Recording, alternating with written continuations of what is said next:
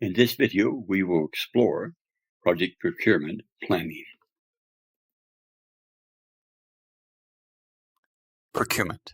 Now, procurement usually is handled by a department that looks after procuring goods in most organizations. However, I'm going to suggest in the next couple slides that project managers need to start taking a more active role in understanding procurement. The reason I suggest that project managers should, in fact, take a more active role in procurement planning is because we're not just procuring goods anymore.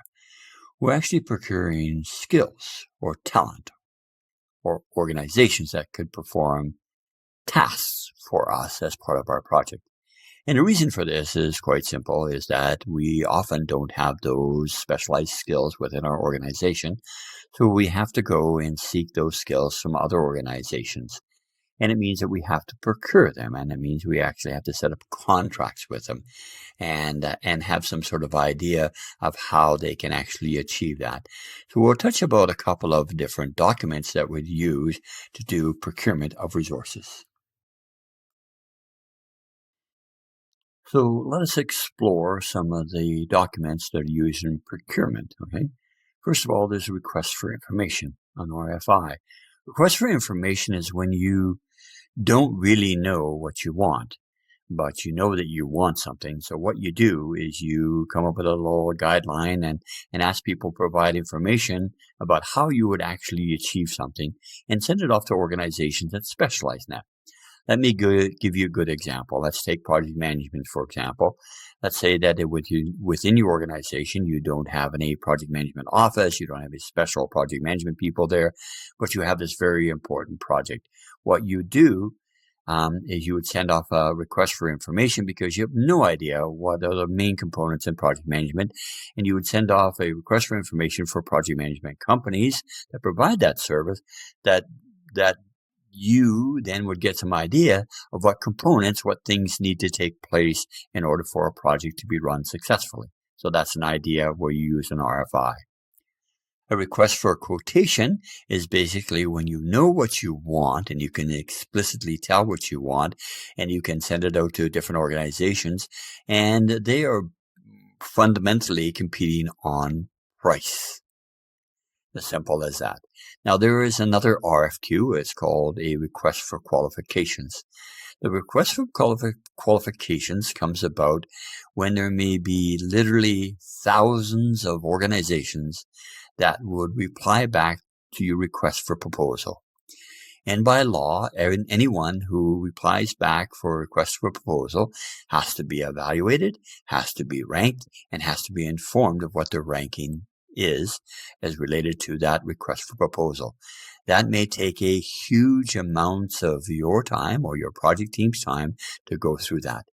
If, for example, you do not adequately or equally go through and assess everyone that's applied back for your request for proposal, you're liable to be sued for the full amount of that project that's been awarded to somebody else, because you have to turn around and evaluate every one of those requests for proposals that's given back to you. So what organizations are doing is they send out what's called a request for qualifications, where they send it out to the thousands of people, but they basically have some criteria that qualifies that organization to go on to the next stage, which is the request for proposal.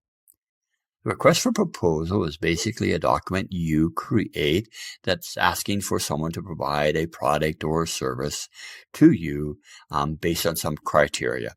And that criteria is spelled out, the evaluation criteria is spelled out for them, and the awarded amount of points awarded for each one of those answers is also spelled out for them.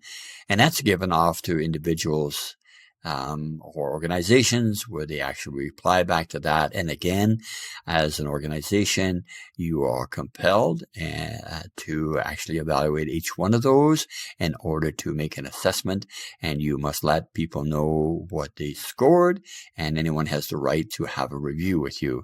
So it can be quite time consuming. Now, my advice to these RFs, I's, Q's, or P's is treat that as if it was a project. unto itself. The last thing I want to briefly touch on is contract types. Now, I don't want you to become a lawyer. You don't need to be a lawyer to understand contract types, but as a project manager, you need to have some sort of idea of the type of contracts you can actually create with vendors out there to provide services for you.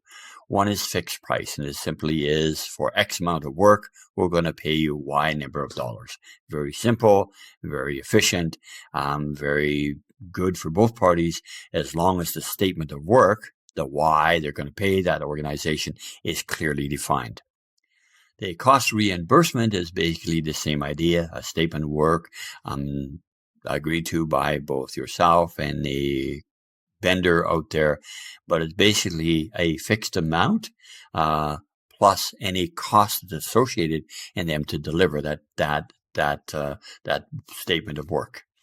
So it's a little bit more in favor of the vendor than it is to your organization.